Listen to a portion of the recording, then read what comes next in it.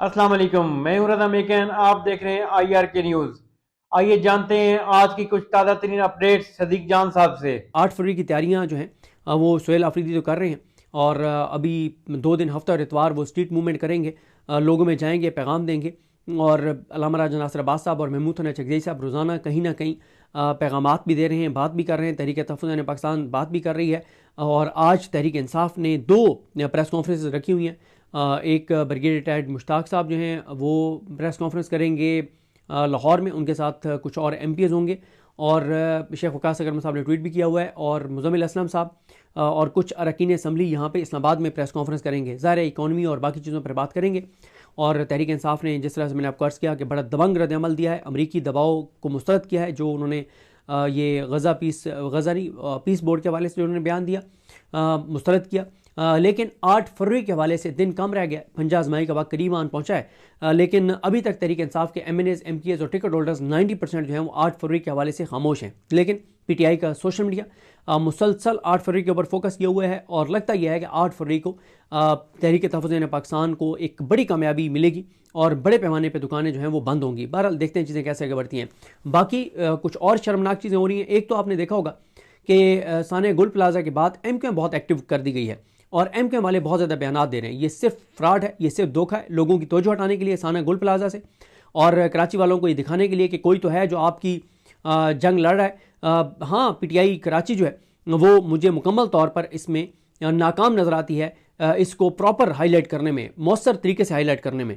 तहरीक इंसाफ कराची को जिस तरह से इस मामले को टेकअप करना चाहिए था, सानिया गुल प्लाजा और सिंध हुकूमत की इस नाकामी को, उस तरह से उन्होंने कोशिश तो की है लेकिन वो मौसर साबित नहीं हुई। अब उनको ही फैसला करना है कि वो किस तरह इसको मौसर बना सकते हैं। लेकिन बहरहाल तहरीक इंसाफ कराची जो है वो इस मामले में अभी तक सोशल मीडिया के ऊपर कोई नैरेटिव बनाने में और किसी तरह से यहाँ पे यानी मुल्क भर में नजर आता कि तहरीक इंसाफ कराची ने कोई टफ टाइम सिंध हुकूमत को दिया है, वो नाकाम हो गए हैं। लेकिन MQM को इसलिए एक्टिव कर दिया गया है ताकि कराची में पीपल्स पार्टी की अपोजिशन के तौर पे MQM का तासुर जाए कि MQM पीपल्स पार्टी की अपोजिशन है। हालांकि ये MQM दर हकीकत MQM पीपल्स पार्टी नून लीग एक ही चीज़ है, इनमें कोई फ़र्क नहीं है। तीनों एक ही जगह रिपोर्ट करते हैं, तीनों को एक ही जगह से कहा गया है कि तुमने इकट्ठे रहना है, तीनों इस हुकूमत में शामिल हैं। और ये सब झूठ और बकवास है जब MQM वाले पीपल्स पार्टी के खिलाफ बात करते हैं। कोई इनकी आपस में मुखालफत नहीं है, ये अंदर से एक है, सिर्फ ये एक दूसरे के खिलाफ बयान दे रहे हैं। अब ये नून लीग वाले बयान दे रहे हैं पीपल्स पार्टी के खिलाफ, 18वीं तरमीम के खिलाफ, पीपल्स पार्टी वाले नून लीग को जवाब दे रहे हैं। MQM वाले पीपल्स पार्टी को अटैक कर रहे हैं, पीपल्स पार्टी वाले MQM को जवाब दे रहे हैं। इन घटिया लोगों को कोई बताए कि 100 जो है वो 30 घंटे हो गए हैं, रेस्क्यू ऑपरेशन मुकम्मल नहीं हो सका। वफाक ने कौन कौन से इदारों को भेजा है, क्या सपोर्ट किया है, कोई अता पता नहीं है, मुकम्मल खामोशी है। शहबाज शरीफ वहाँ लंदन पहुँच गए हैं और ट्रंप के साथ मुस्कुराहटें कर वो बांट रहे हैं। बिलावल भी वहाँ पहुँचा हुआ है दिखाने के लिए कि हम अमेरिका के साथ में हमारी यस है और पाकिस्तानी निज़ाम के साथ भी हमारी यस है। लेकिन सानिया गुल प्लाजा के जो लवाकिन हैं, अभी तक मैंने नहीं देखा कि कोई हुकूमती शख्सियात उनके घरों में गई हों, और ना ही तहरीक इंसाफ के बहरहाल लोग उस तरह से मुझे नज़र आए हैं कि वो उनके लवाकिन के घर गए हों। तहरीक इंसाफ का भी एक डिस्कनेक्ट है अवामी इशूज़ के साथ पूरे पाकिस्तान के अंदर, सिर्फ कराची में नहीं। और जिस तरह से मैंने कहा कि कराची के इशू को जिस तरह से हाईलाइट करना चाहिए था वो नहीं कर पाए। तो ये सब ड्रामा जो इनको आपस में लड़वाया गया है सानिया गुल प्लाजा से तवज्जो हटाने के लिए, इनकी नाइलियों नाकामियों से तवज्जो हटाने के लिए, और MQM को अपोजिशन जमात बनाकर पेश करने के लिए। वरना मुझे बताएं कि अगर पीपल्स पार्टी और नून लीग की लड़ाई है तो अभी ये जो बिल पेश किया था शाजिया मरी ने, उसको तो नून लीग ने भी वोट दिया है, जिस बिल में यह है कि अरकान असम्बली के गोशवारे जो हैं एसेट्स जो हैं वो डिक्लेयर नहीं होंगे। भाई बात यह है कि ये क्यों कहा गया कि इनके एसेट्स जो हैं वो डिक्लेयर नहीं वो करना चाहते तो नहीं कर सकते।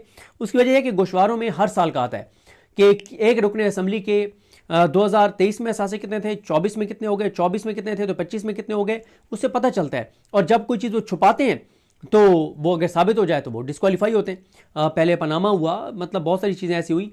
अब मसला ये है कि पिछले 4 साल में 35,000 अरब कर्जा लिया गया है, बैरूनी और अंदरूनी 35,000 अरब। वो 4 साल में 35,000 अरब कहाँ लगे कोई पता नहीं है। भाई IMF कह रहा है कि 5300 अरब रुपए की करप्शन हुई है। दुबई लीक्स देख लें, दुबईयों में इनकी प्रॉपर्टीज देख लें, पनामा लीक्स देख लें, और जो इस तरह की लीक्स आई उसमें पता चला कि इन्होंने क्या कुछ बाहर बना रखा है। तो फिर इन्होंने पहले नैब को गैर मौसर किया, वहाँ पे एक लेफ्टिनेंट जनरल रिटायर्ड नज़ीर भट्ट को बिठा के हर चोर डाकू लुटेरे को इन्होंने क्लीन चिट दिलवाई, इनका एहतसाब बंद करवाया, लिमिट बढ़वाई कि 50 करोड़ से कम की करप्शन को वो देख नहीं सकते। ये वैसे 50-50 अरब की भी करप्शन कर लें तो लेफ्टिनेंट जनरल रिटायर्ड नज़ीर अहमद भट्ट इनको नहीं पकड़ेगा, क्योंकि इस वक्त ज़ाहिर ये मौजूदा निज़ाम की ये मजबूरी है, तो मौजूदा निज़ाम इनका एहतसाब करके और इनसे लड़ाई नहीं मोल ले सकता। एक ऐसे वक्त में जब इमरान खान से उन्होंने लड़ाई मोल ली हुई है, तो अब इन्होंने ये जो नया कानून बनाया है इस पर जनाब पीपल्स पार्टी, नून लीग सब ने वोट दिए हैं, और ये पीपल्स पार्टी की शाजिया मरी जो है उनका ये बिल था। तो अवाम को ये जवाबदेह नहीं है। नवाज शरीफ ने तो पहले कहा था कि मेरे अगर असासे मेरी आमदन से ज़ायद हैं तो तुम्हें इससे क्या, और आज तक नहीं इन्होंने बताया कि इन्होंने बैरून मुल्क जो असासे और जदादें बनाई वो कैसे बनाई, पैसा कमाया कैसे, भिजवाया कैसे, रसीदें कहाँ पे हैं। तो अब खैर जो ये इन्होंने असासे खुफिया वाला किया है, तो ये मुझे लगता है इसलिए भी किया है कि ताकि अब ये अपने नाम पे ही असासे और जदादें बना सकें, क्योंकि मसला ये है कि जब ये किसी और के नाम पे असासे और जदादें बनाते हैं तो 2-3 बंदे हैं इनके, उनके साथ फ्रॉड हो चुका है कि किसी और के नाम पे इन्होंने एसेट्स बनाए और बाद में जिनके नाम पे बनाए वो मुकर गए, और उन्होंने इनको वो इनकी जो हराम की कमाई थी जो किसी और के नाम पे रखी थी, वो हराम की कमाई हराम की नज़र हो गई, और उन लोगों ने साफ इनकार कर दिया कि आपके तो कोई ये पैसे हैं ही नहीं। अब इनके पास कोई ऐसे सबूत नहीं थे क्योंकि वो हराम का पैसा था और इलीगल मनी थी, वो मनी लॉन्ड्रिंग के ज़रिए बाहर पैसा भेजा हुआ था, तो ये बेबस हो गए। तो अब इन्होंने फैसला किया है कि असासे खुफिया होंगे और अपने नाम पे बनाओ। भाई जब अदालतें आपकी अपनी हैं, जस्टिस जाहिया खान आपके अपने हैं, हाजी अमीनुद्दीन आपका अपना है, जस्टिस आलिया नीलम आपकी अपनी है, जस्टिस डोगर आपके अपने हैं, तो आप अपने नाम पे एसेट्स बना भी लें, डिक्लेयर कर भी दें, तो आपका कोई क्या बिगाड़ सकता है।